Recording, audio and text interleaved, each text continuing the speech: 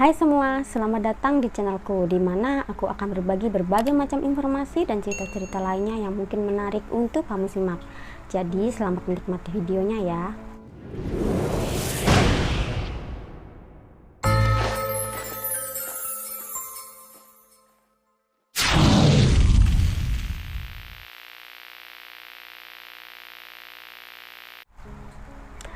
Kali ini aku akan membahas tentang mermaid. Mermaid berasal dari kata mere yang dalam bahasa Inggris kuno berarti laut dan kata maid yang berarti perempuan. Jadi makhluk yang disebut mermaid adalah makhluk lautan yang berwujud setengah manusia dan setengah ikan berjenis kelamin perempuan, sedangkan yang laki-laki disebut merman. Nah, di Indonesia sendiri, mermaid ini dikenal dengan nama Putri Duyung. Untuk selanjutnya, kita akan menyebutnya Putri Duyung saja ya, agar mudah. Sebenarnya, jauh sebelum cerita Putri Duyung ini muncul, bangsa Yunani sudah lebih dulu mengenal makhluk yang disebut siren. Nah, siren ini adalah putri dari dewa sungai Aeolus yang kemudian berubah menjadi wanita setengah burung. Nah, siren ini dengan suara nyanyiannya yang indah, mereka menghipnotis para pelaut untuk berubah haluan dan menuju ke pulau di mana mereka tinggal.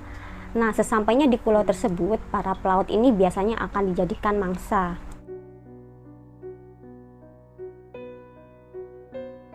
Selain siren, bangsa Yunani juga mengenal Naiades.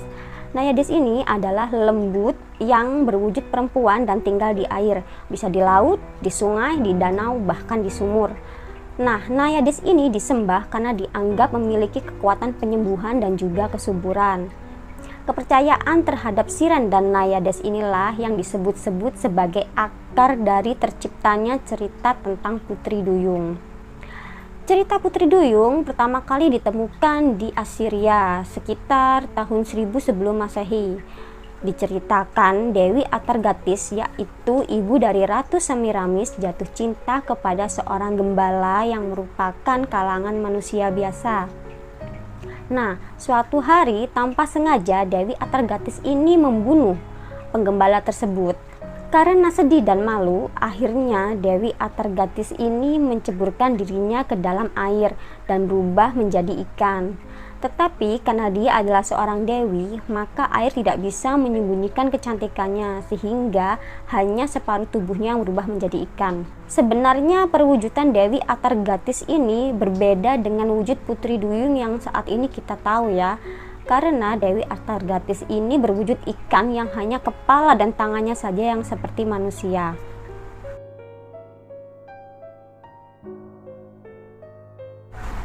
Putri Duyung sendiri memiliki berbagai macam versi.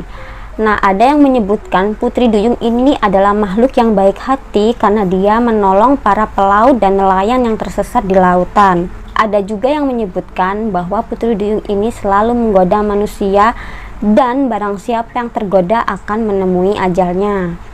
Dalam kepercayaan orang Eropa, Putri Duyung ini bisa mengabulkan keinginan, sedangkan versi Tiongkoknya menyebutkan air mata Putri Duyung ini bisa menjadi mutiara. Nah, selain siren dan Naiades dari Yunani tadi, di beberapa negara lain juga ditemukan cerita-cerita tentang makhluk air yang karakteristiknya mirip-mirip seperti Putri Duyung ya. Di Afrika ada yang disebut dengan Mami Wata, di Rusia ada Rusalka, Ningyo di Jepang, Mero di Irlandia, dan Eropa sendiri ada yang disebut dengan Melusin.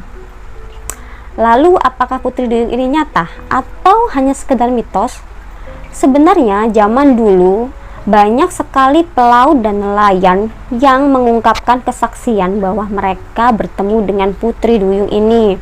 Salah satu yang paling terkenal adalah Christopher Columbus yang disebut sebagai penjelajah benua. Dalam jurnalnya pada tanggal 9 Januari 1493, Columbus menulis bahwa ia melihat makhluk aneh di sekitar perairan Karibia saat dia melakukan perjalanan menuju Rio. Dan disebutkan dalam jurnal tersebut, sepertinya Columbus agak kecewa karena makhluk tersebut tidak secantik seperti yang dilukiskan oleh orang-orang, walaupun memiliki rupa seperti manusia. Columbus kembali menuliskan di jurnalnya bahwa dia bertemu kembali dengan makhluk tersebut saat berada di semenanjung Manukrita di Guinea.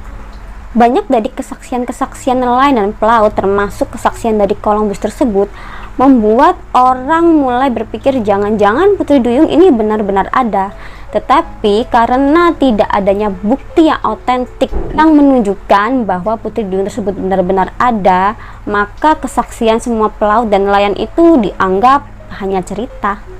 Sebagian besar peneliti dan ilmuwan sepakat dengan teori bahwa Putri Duyung yang selama ini dilihat oleh nelayan dan pelaut adalah makhluk air herbivora yang berdiam di lautan. Makhluk itu saat ini kita kenal sebagai dugong dan manatee. Ilmuwan berpendapat bahwa para pelaut yang telah sekian lama berada di lautan ini salah mengenali dugong atau manatee ini sebagai wanita yang duduk di atas karang. Dan zaman dahulu belum ada catatan ilmiah tentang makhluk air ini. Berbeda dengan zaman dulu, zaman sekarang di mana teknologi jauh lebih modern, mulai banyak kesaksian adanya Putri Duyung yang disertai dengan foto dan video. Banyak yang takjub dan percaya dengan bukti-bukti tersebut. Tapi tidak sedikit juga yang meyakini foto dan video-video tersebut hanyalah editan.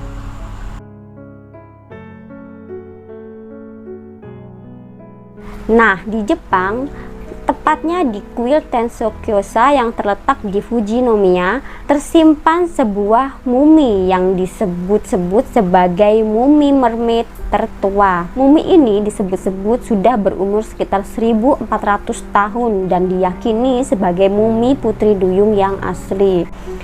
Tapi nih, banyak yang meragukan tentang mumi Putri Duyung tersebut karena sebelumnya pernah ada seorang entertainment bernama Barnum yang mengklaim bahwa dia memiliki mumi Putri Duyung otentik. Nah, mumi tersebut akhirnya dipamerkan untuk mendapatkan uang. Tapi kemudian setelah diteliti, ternyata mumi Putri Duyung milik Barnum tersebut adalah hasil kreasi dari menggabungkan beberapa anggota tubuh binatang. Sejak saat itu, banyak mumi-mumi yang tersimpan di seluruh dunia dicurigai sebagai palsu. Beberapa terbukti memang hanyalah hasil kreasi, hasil buatan, dan beberapa sebagian lagi belum diketahui kebenarannya karena tidak pernah diteliti secara serius. Nah, terlepas dari asli atau tidaknya cerita tentang Putri Duyung ini, katanya Putri Duyung sendiri telah memberikan banyak inspirasi kepada seniman-seniman. Yang paling kita kenal sampai saat ini adalah dongeng Putri Duyung karya Hans Christian Andersen. Dongeng The Little Mermaid ini telah diadaptasi oleh berbagai macam media, termasuk teater musikal dan juga film animasi yang sampai saat ini kita kenal. The Little Mermaid juga menginspirasi seorang seniman yang bernama Edward Erikson untuk membuat patung Putri Duyung. Nah, pada tahun 1913, patung ini kemudian dihadiahkan pada kota Copenhagen.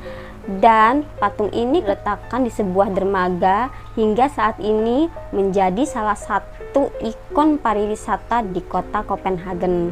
Menariknya, patung Putri Duyung ini dibuat menjadi 14 replika. Nah, salah satu patung replika tersebut ada di Istana Bogor, Indonesia.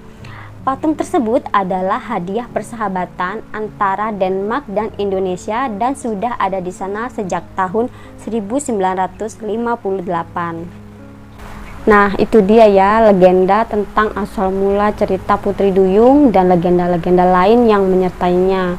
Semoga kamu menikmati videonya dan sampai jumpa di video selanjutnya.